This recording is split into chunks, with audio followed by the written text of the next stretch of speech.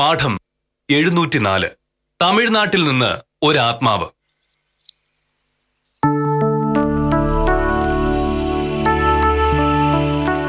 Revenue വകുപ്പിലെ സ്ഥാനക്കയറ്റവും സ്ഥലം മാറ്റവും തീരുമാനമാകാതെ വൈകുന്നു. ഭരണമുന്നണിയിലെ ഘടകകക്ഷികൾ തമ്മിലുള്ള അഭിപ്രായ ഭിന്നതയെ തുടർന്ന് റവന്യൂ വകുപ്പിലെ സ്ഥലം മാറ്റവും സ്ഥാനക്കയറ്റവും അനിശ്ചിതമായി വൈകുകയാണെന്ന് ഞങ്ങളുടെ തിരുവനന്തപുരം ലേഖകൻ ചൂണ്ടിക്കാട്ടുന്നു. ഇപ്പോഴത്തെ അവസ്ഥയിൽ തീരുമാനങ്ങൾ സമീപഭാവിയിൽ നിന്നും ഉണ്ടാവാനിടയില്ലെന്നാണ് രാഷ്ട്രീയ വൃത്തങ്ങൾ പറയുന്നത്. കഷ്ടം. മുന്നണിയിലെ തർക്കത്തിന്റെ പേരിൽ എന്നെ പോലുള്ളവരുടെ പ്രമോഷനാണ് വൈകുന്നത്. ഇക്കൊല്ലെങ്കിലും ഡെപ്യൂട്ടി തഹസിൽദാർ അല്ലെങ്കിൽ ഞാൻ പിന്നെ എങ്ങനെ തഹസിൽദാരാവും? എന്താണ് ഇത്ര വലിയൊരു ആത്മകഥം? പത്രത്തിലെന്തോ വാർത്ത കണ്ടിട്ടാണെന്ന് തോന്നല്ലോ. നീത് കണ്ടോ? റവന്യൂ വകുപ്പിലെ പ്രമോഷൻ ഇനിയും വൈകുമെന്ന്, ഈ മാസമെങ്കിലും പ്രമോഷൻ ലിസ്റ്റ് വരുമെന്നും ഡെപ്യൂട്ടി തഹസിൽദാർ ആകാമെന്നൊക്കെ കരുതിയത് വെറുതെയായി. ഭരണമുന്നണിയിലെ ഘടകകക്ഷികൾ തമ്മിലുള്ള തർക്കമാണ് കാരണം. ചുരുക്കി പറഞ്ഞ ഘടകകക്ഷികൾ തമ്മിലുള്ള വഴക്ക് തീരാതെ പ്രൊമോഷൻ ലിസ്റ്റ് തയ്യാറാവില്ല എന്നർത്ഥം. അങ്ങനെയാണെങ്കിൽ ഈ സർക്കാരിന്റെ കാലത്ത് മോഹനയുടെ പ്രൊമോഷൻ കിട്ടുമെന്ന് കരുതണ്ട. നിന്നെ അതാവളത്തെന്ന് പറയാതെ. ഒന്നാമത് മനുഷ്യന്റെ കഷ്ടകാലോ, നാവിലെപ്പോഴാ ഗുളിക വരുന്നതെന്ന് പറയാൻ പറ്റില്ല. ഇതിലിപ്പോ എന്റെ നാവിനെ കുറ്റം പറയുന്നത് എന്തിന്? ഘടകകക്ഷികൾ തമ്മിലുള്ള തർക്കം ഉടനെ ഒന്നും തീരാൻ പോകുന്നില്ല. നാട്ടിലെ കൊച്ചു പിള്ളേർക്ക് പോലും അറിയാവുന്നതല്ലേ. വലിയ വലിയ നേതാക്കന്മാർ ചർച്ച തുടങ്ങിയിട്ട് ഒരുപാട് കാലമായില്ലേ. ഇനിയിപ്പോ പ്രശ്നം തീരണമെങ്കിൽ വല്ല കൂടോ തുറന്ന് ചെയ്യണം. ഈ നേതാക്കന്മാർ വിചാരിച്ച പ്രശ്നം തീരില്ല. അപ്പൊ പിന്നെ അതീന്ദ്ര ശക്തിയുള്ള വല്ല മാടനോ മർദിയോ കുട്ടിച്ചാത്തനോ അങ്ങനെ എന്തെങ്കിലും ഒരു സാധനത്തിന് രംഗത്തിറക്കിയാലേ ഫലം ഉണ്ടാവുള്ളൂ. പഞ്ചായത്ത് ഓഫീസിന്റെ കിഴക്ക് വശത്തുള്ള പഴയ കെട്ടിടത്തിൽ ഒരു ഭയങ്കര മന്ത്രവാദി വന്ന് താമസിക്കുന്നുണ്ടെന്ന് പറയുന്നു കേട്ടു. അയാളുടെ അടുത്ത് പോയി ഒരു കടുത്ത പ്രയോഗം ചെയ്താലോ മോനോട്ടാ? ചുട്ട കോഴിയെ പറപ്പിക്കുന്ന ഭയങ്കരനാണെന്നാണ് നാട്ടിലെല്ലാരും പറയണേ. കാര്യസാധ്യത്തിനായി അയാളെ കാണാൻ ജനക്കൂട്ടമാണത്രേ. രാവിലെ മുതൽ രാത്രി വരെ അവിടെ ആളൊഴിഞ്ഞിട്ട് നേരമില്ല എന്നാണ് പലചരക്കടയിലെ മാധവൻകുട്ടി പറയണേ. അതിന് ഭയങ്കര ശക്തിയുള്ള സന്യാസിയാകുമ്പോ ആളുകൾ ചെല്ലായിരിക്കും. ഭയങ്കര ശക്തി മണ്ണാൻ കട്ട. അയാളത് ഭൂലോക തട്ടിപ്പുകാരനാ. നമ്മുടെ നാട്ടിലെ മനുഷ്യർക്ക് വിവരമില്ലാത്തതുകൊണ്ട് ഇമ്മാതിരി തരികട സന്യാസിമാരൊക്കെ വലിയ ആളുകളാവും. നല്ല ചൂരില് വാങ്ങി അവിടെ ഇരിക്കുന്ന മന്ത്രവാദിയും തല്ലണം, അയാളെ കാണാൻ പോകുന്ന ഈ നാട്ടിലെ കൊരങ്ങന്മാരെ തല്ലണം. അല്ല പിന്നെ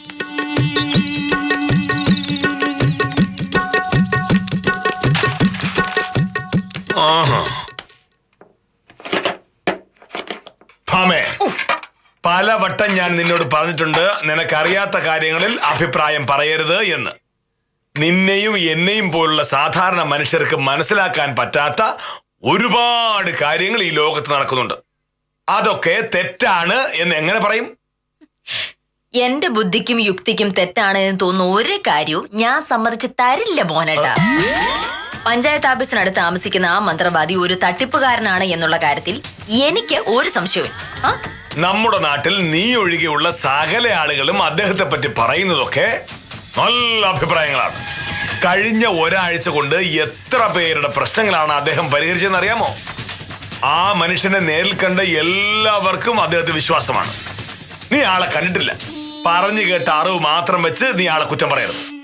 മോഹനേട്ടാ, ഇമ്മാതിരി തട്ടിപ്പുകാരെ ഈ ജന്മത്തെ ഞാൻ വിശ്വസിക്കാൻ പോണില്ല. മോഹനേട്ടനെ പോലുള്ള മണ്ടന്മാരുള്ളത് കൊണ്ട് അയാളെ പോലുള്ള ഭൂലോക കള്ളന്മാര് സുഖമായിട്ട് അങ്ങ് ജീവിച്ചു പോകുന്നു. അത്രയേ ഉള്ളു കാര്യം.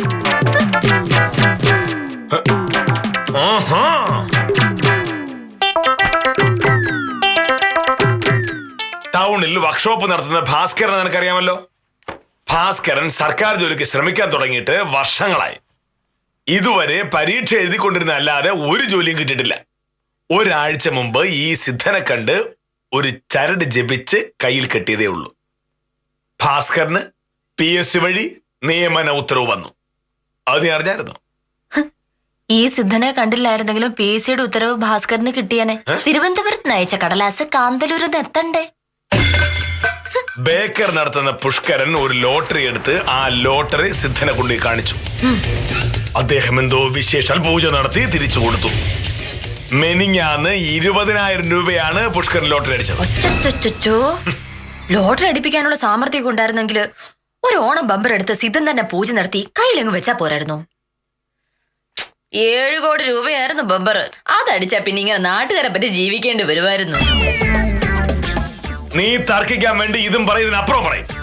പക്ഷേ വിശേഷ സിദ്ധിയുള്ള ആളുകളെ നീ ഇവിടെ ഇരുന്ന് പരിഹസിച്ചാൽ അവർ അതൊക്കെ അവിടെ ഇരുന്ന് അറിയും.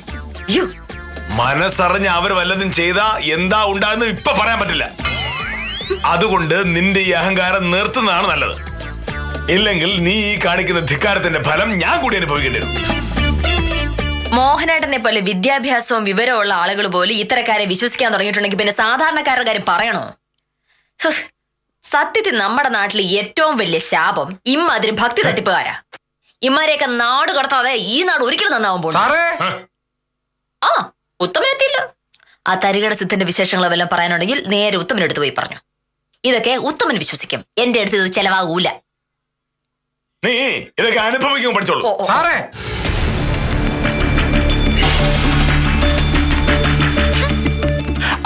നമസ്കാരമുണ്ട് സാർ.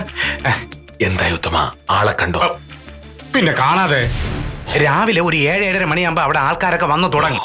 അതുകൊണ്ട് 6:30 ആയപ്പോ തന്നെ ഞാനങ്ങ് ചെന്ന്. അങ്ങനെ 6 ആയപ്പോ ഞാൻ അവിടെ ചെന്നപ്പോ പുള്ളിക്കാരൻ ഒരു തകിട് ജപിച്ച് തന്ന്. ഇത് ഒരേടത്തിന്റെ തെക്കേ മൂലയിൽ കുഴിച്ചിടണമെന്നാണ് പറഞ്ഞിരിക്കുന്നത്. ആണോ? ആമ എന്തായാലും ഈ കാര്യം അറിയണ്ട. ഈശ്വര, ഇത്രയും നേരം അവൾ ആ സിദ്ധനെ കളിയാക്കൊണ്ടിരിക്കുകയായിരുന്നു. അടച്ചോ. അദ്ദേഹം തട്ടിപ്പുകാരനാണ്, കള്ളനാണെന്നൊക്കെ പറഞ്ഞോണ്ടിരിക്കുക. ഇനിയിപ്പൊ അദ്ദേഹം തന്നെ തകിട് ജപിച്ച കാര്യം പറഞ്ഞാൽ അവൾ പിന്നെയും എന്തെങ്കിലുമൊക്കെ പറഞ്ഞോണ്ട് വരും. സാറേ, എന്നാ പിന്നെ വക്കീല് സംഭവം അറിയണ്ട. ഇത് ഇപ്പൊ തന്നെ പറമ്പിന്റെ തെക്കേ മൂലയിലെങ്കിൽ കുഴിച്ചിട്ടയ്ക്കാം. പറ്റുന്നിടത്തോളം നേരത്തെ ഇത് മണ്ണിനടിയിലാക്കണമെന്നാണ് സിദ്ധം പറഞ്ഞിരിക്കുന്നത്. ഒരാഴ്ച ഇത് സ്ഥിരമായി മണ്ണിനടിയിൽ കിടന്നു കഴിഞ്ഞാൽ സാറിന്റെ മുടങ്ങി കിടക്കുന്ന പ്രൊമോഷൻ ടപ്പേ എന്നിങ്ങ് പോരും. ഒരു കാര്യം ചെയ്യോ, ഉത്തമൻ പറമ്പിന്റെ തെക്ക് ഭാഗത്ത് ഒരു കുഴിയെടുക്കാൻ നോക്ക്. അപ്പോഴേക്കും ഭാമ അങ്ങോട്ട് വരാതിരിക്കാനുള്ള ഒരു വഴി ഞാൻ നോക്കാം. ഓ ശരി സാറേ. തെക്ക് വടക്ക് പടിഞ്ഞാറ് എങ്ങോട്ടാ? ശരി ശരി ശരി ശരി. ശബ്ദം ഉണ്ടാക്കാതെ വേണം കുഴിയെടുക്കാൻ. ഭാമാറിഞ്ഞാൽ പ്രശ്നം അറിയാലോ. ഈ ജന്മം മുഴുവൻ അവൾ എന്നെ കളിയായി കളയും. ആരും അറിയാൻ പോണില്ല. ഞാൻ കുഴി എടുക്കുമ്പോഴേക്ക് സാറങ്ങ് വന്നാ മതി. തകിട് മണ്ണിനടിയിൽ വയ്ക്കുന്നത് സാറിന്റെ കൈ കൊണ്ട് തന്നെ ആയിരിക്കണമെന്ന് സിദ്ധം പ്രത്യേകിച്ച് പറഞ്ഞതാണ്. അല്ലെങ്കിൽ ഫലം കിട്ടൂല. ഉത്തമ ജോലി ഉടയ്ക്കോ. ഓ ശരി ശരി ശരി.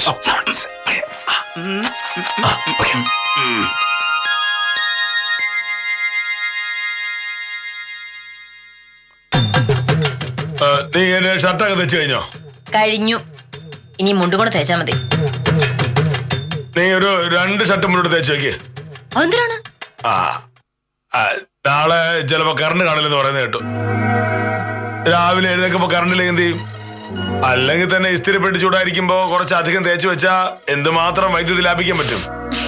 ഇപ്പൊ ഷർട്ടും മുണ്ടും തേച്ചോണ്ടിരിക്കാൻ എനിക്ക് നേരില്ല മോനട്ടാ. ജോലി അടുക്കള ഒരുപാട് ജോലി കിടപ്പുണ്ട്. അടുക്കളയിലാണോ ജോലി? എങ്കിൽ ചെയ്തോ. ഈ മുണ്ട് തേച്ച് വെച്ചിട്ട് നേരെ അടുക്കളയിൽ പോയി അടുക്കള ജോലി ചെയ്തോ. പിന്നെ ഈ മുണ്ട് തേക്കുമ്പോ വളരെ സമയമെടുത്ത് സൂക്ഷിച്ചു വേണം തേക്കാൻ. അതറിയാലോ.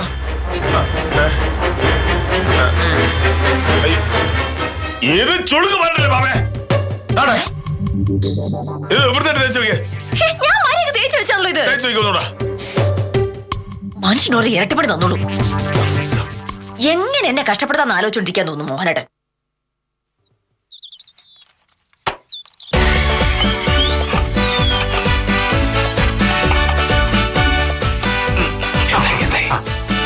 ഒരു റെഡിയാണ് സാറേ. ഇനി സാർ ഇങ്ങോട്ട് മാറിക്കേ. ഇനി സാർ ഇവിടെ നിന്നിട്ട് കിഴക്കോട്ട് നോക്കി ഒന്ന് പ്രാർത്ഥിക്കണം. കിഴക്കങ്ങോട്ട് ഇങ്ങോട്ട് മാറ്റിയല്ലേ പ്രാർത്ഥിക്കണേ. എന്നിട്ട് ഈ തകട് ഈ മണ്ണിലിട്ട് മൂടണം. അതോടെ സകല പ്രശ്നങ്ങൾ തീരും. പ്രാർത്ഥിച്ചോ. അതിയന്നെ അതിയന്നെ. ഈശ്വരോ. കണ്ട തകടിന്റെ ശക്തി കണ്ട. കൊണ്ട് ചവിട്ടരുത്, ഫലം കിട്ടൂല.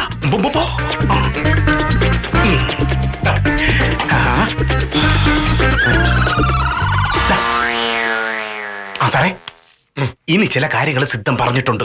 എല്ലാ ദിവസവും രാവിലെ ഈ സമയമാകുമ്പോ സാർ ഇവിടെ വന്ന് ഒരു 2 മിനിറ്റ് കിഴക്കോട്ട് നോക്കി പ്രാർത്ഥിക്കണം. കിഴക്കോട്ട്, അത് തന്നെ. ഈ തകിടിൽ ഒരു ഭയങ്കര ശക്തിയുള്ള ഒരു ആത്മാവിനെ ആവാഹിച്ചു വച്ചിരിക്കുകയാണ്. അതൊരു തമിഴത്തിയുടെ ആത്മാവാണ്. 2 ആഴ്ച കഴിഞ്ഞാൽ ആ ആത്മാവ് തകിടിൽ നിന്ന് ഇറങ്ങി സിദ്ധന്റെ അടുത്തേക്ക് പോകും. അതിനു മുമ്പ് സാറിന്റെ സകല പ്രശ്നങ്ങൾ തീർന്നിരിക്കുമെന്നാണ് സിദ്ധം പറഞ്ഞിരിക്കുന്നത്. ആ 2 ആഴ്ച മുമ്പേ ഒരു കാരണവശാലും ഇതിനു മുമ്പിൽ ചവിട്ടുകയോ ഇതിനെ മറികടക്കുകയോ ഈ കുഴി മാന്തി തകിട് അതിൽ തന്നെ ഉണ്ടോ എന്ന് നോക്കുകയോ ഒന്നും ചെയ്യരുത്. അങ്ങനെ ചെയ്താൽ അത് ചെയ്യുന്ന ആളിന്റെ ശരീരത്തില് ആത്മാവ് കയറി കൂടും. പിന്നെ ആ ബാധ ഒഴിപ്പിക്കാൻ ഭയങ്കര പ്രയാസമെന്നാണ് സിദ്ധം പറഞ്ഞിരിക്കുന്നത്. അതുകൊണ്ട് വക്കീല് ഭാഗത്ത് വരാതെ നോക്കേണ്ടത് സാറിന്റെ ഉത്തരവാദിത്വമാണ്. അവൾ ഈ ഭാഗത്തൊന്നും വരില്ല. വേണമെങ്കിൽ ഇവിടെ ഒരു പാമ്പിനെ കണ്ടു, ഇനി ഇങ്ങോട്ട് വരരുത് ഞാൻ പറയും. പാമ്പെന്ന് പറഞ്ഞാലേ ഭാമയ്ക്ക് പേടിയാ. അത് കൊള്ളാം. അപ്പൊ ഇനിയിപ്പോ സാറിന് ഒന്നും പേടിക്കാനില്ല. 2 ആഴ്ചക്കകം സാറ് ഡെപ്യൂട്ടി തഹസീൽദാരായിരിക്കും. ഉറപ്പ്. പ്രമോഷന്റെ ഉത്തരവൊന്ന് കൈ കെട്ടിട്ട് വേണം എനിക്ക് ഭാമയോട് 2 എണ്ണം പറയാൻ. ഭാമയോട് മാത്രമല്ല, എന്റെ ആഫീസിലുണ്ടല്ലോ 2-3 പേര്. എനിക്കൊരിക്കലും പ്രമോഷൻ കിട്ടില്ല എന്ന് കരുതിയിരിക്കുകയാണ് അവര്. ശിശുപാലിനോടും സ്വയംപ്രഭയോടും കാഞ്ചനോടും ഒക്കെ എനിക്ക് 2 എണ്ണം പറയാനുണ്ട്.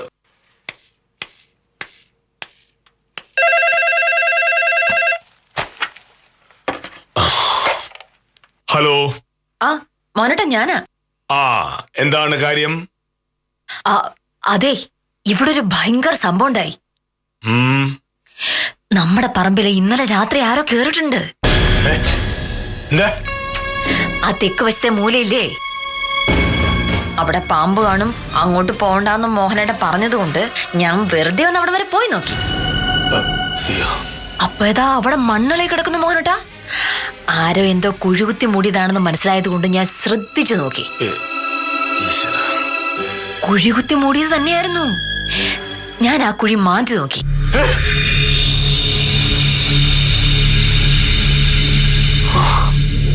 അതിനകത്ത് എന്തായിരുന്നു അറിയാമോ? ഒരു തകിട്. എന്തോ മന്ത്രമൊക്കെ കുറിച്ചിട്ടുള്ളൊരു തകിടാ. ഞാനത് തുറന്നു നോക്കി. പക്ഷെ അതെന്താന്നും വായിക്കാൻ പറ്റില്ല. പുസ്തകോ വേറെ എന്തോ ഒരു ഭാഷയില. ഒരു പിടി കിട്ടണില്ല. ഏതോ ശത്രുക്കൾ എന്തോ കൂടോത്രം ചെയ്താണെന്നുള്ള കാര്യം ഉറപ്പാണ് മോനട്ടാ. ഞാനത് കണ്ടുപിടിച്ചെന്തായാലും ഭാഗ്യായി. എന്നിട്ട് ആ തകിട് എന്ത് ചെയ്തു? അതെന്റെ കയ്യിലുണ്ട്. അതിലെഴുതിയിരിക്കുന്ന വായിക്കാൻ പറ്റുന്ന ഞാൻ നോക്കുക. അയ്യോ,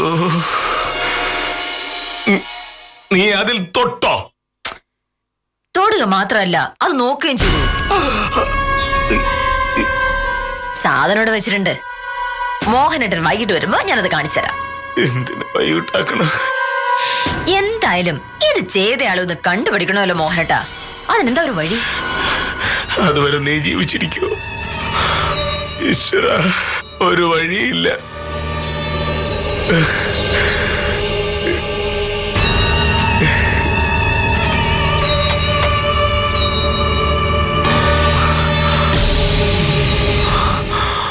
അയ്യോ, ഇനിയിപ്പോ ഇവിടെ ഇരുന്നിട്ട് കാര്യമില്ലല്ലോ.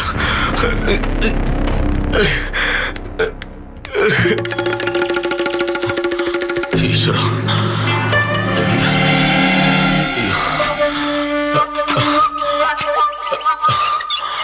ദൈവമേ.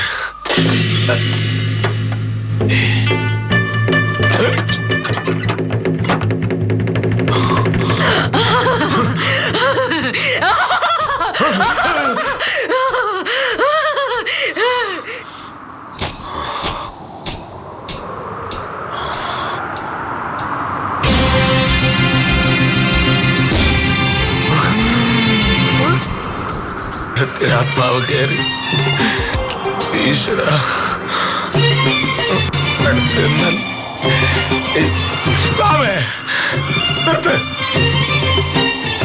നിനക്കെന്താ പറ്റിയത്?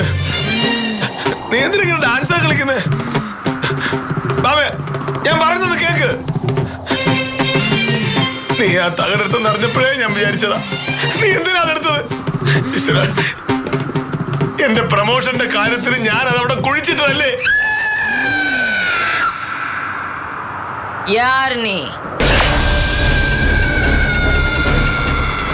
யார் நீ?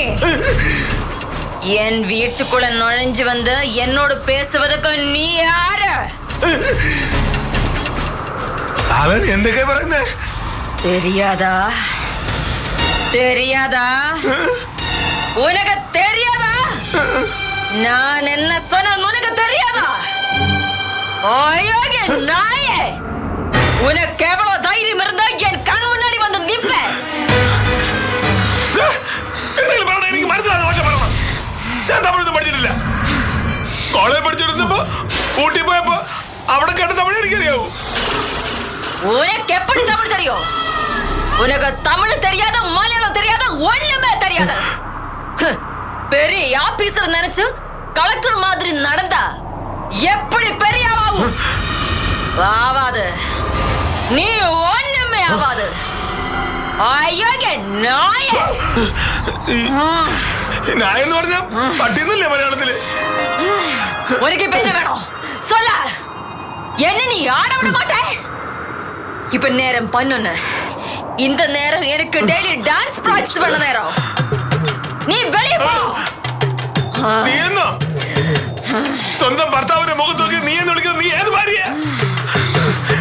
നിന്റെ ശരീരത്തിൽ കയറിയിരിക്കുന്ന ആ തമിഴത്തിന്റെ ആത്മാവിന് എന്റെ കൈ കൊണ്ട് ഞാൻ പപ്പടം പോലെ പൊടിച്ചളായി. നിനക്കെന്നെ ശരിക്കും അറിഞ്ഞോളൂ തമിഴത്തി. മോഹന ഷാള് പ്രശ്നക്കാരനാ. என்ன பண்ணுவே?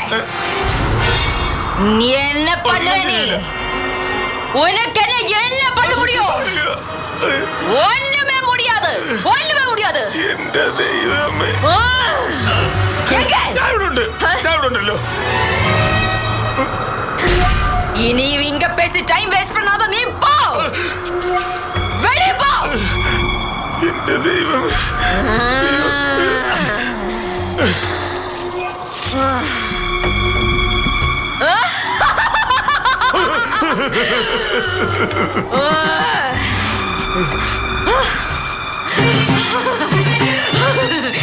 സാറേ,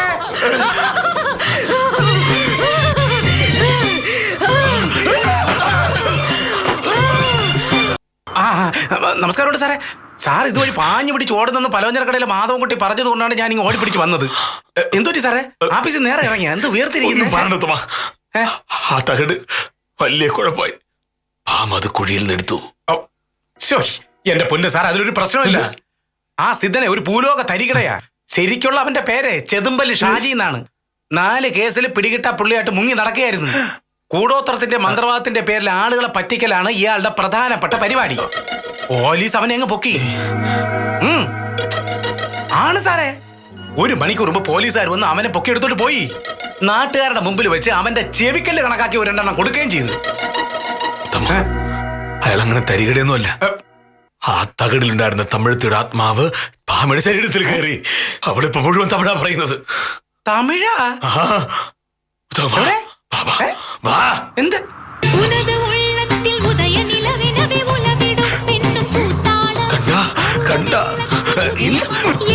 என்ன நீ திரும்பி வந்துட்டாயா?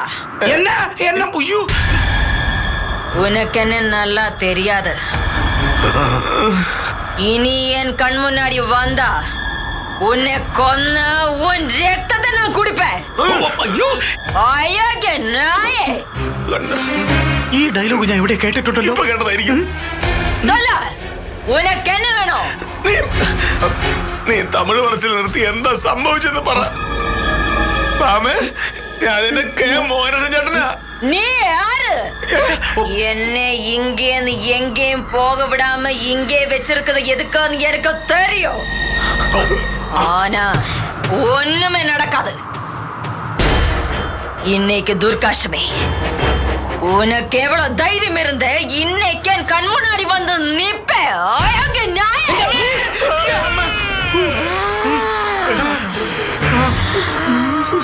സാറേ, സംഭവം പിടികിട്ടി. ഭാമയെന്ന് വിളി. ഭാമെന്ന് കുറെ വിളിച്ചതാ. എങ്ങനെ വിളിച്ചേ? ഭാമെന്ന്. അങ്ങനെ വിളിക്കരുത്. ഭാമേ എന്ന് വിളി. ഭാമേ.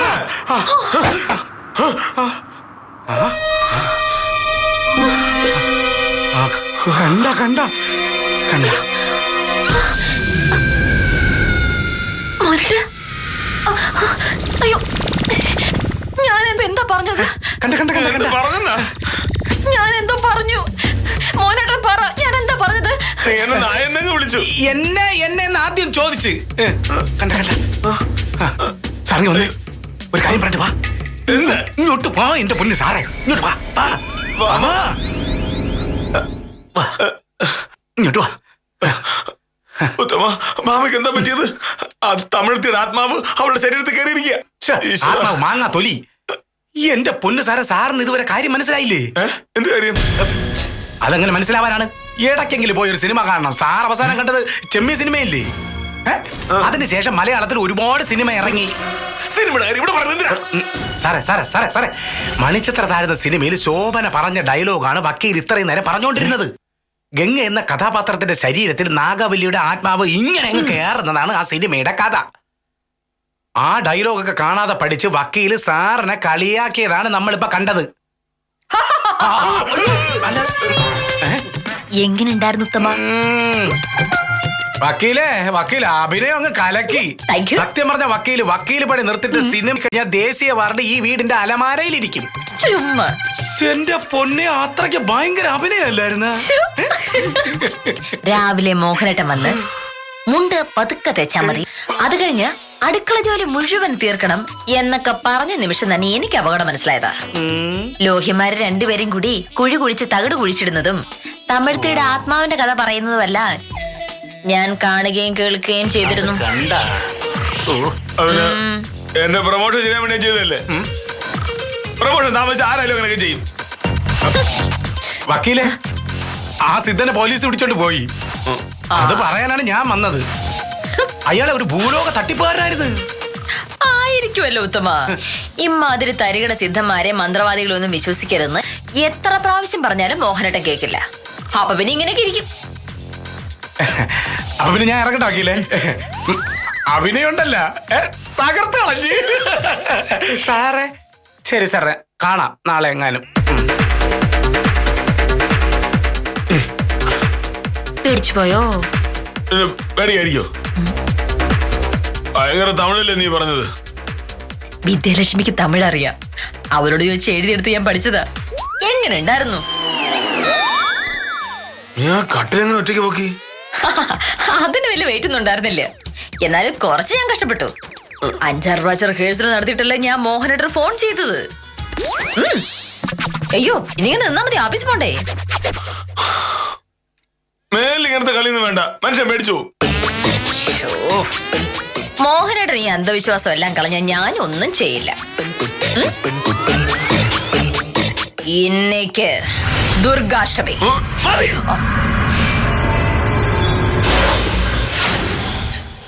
எனக்கும் உங்க அபிநயம் ரொம்ப பிடிச்சிருக்கு. അയ്യോ, തമിഴാ? போதுமா? നല്ല ആള് പരമയോഗിയാണെങ്കിലും കൂടോത്രത്തിന്റെയും മന്ത്രവാദത്തിന്റെയും കാര്യം വരുമ്പോൾ വില്ലേജ് ഓഫീസറുടെ മനസ്സിളകും. അതുകൊണ്ടാണ് കാര്യങ്ങൾ പറഞ്ഞു മനസ്സിലാക്കുന്നതിനേക്കാൾ നല്ലത് പ്രവർത്തിച്ച് കാണിക്കുന്നതാണെന്ന് സത്യഭാമയ്ക്ക് തോന്നിയത്. ഇനിയെങ്കിലും വില്ലേജ് ഓഫീസർക്ക് കാര്യങ്ങൾ മനസ്സിലാകട്ടെ എന്ന് ആശംസിച്ച് ഇന്നത്തേക്ക് വിടാം. കാര്യാനുസാരം തുടരുന്നു.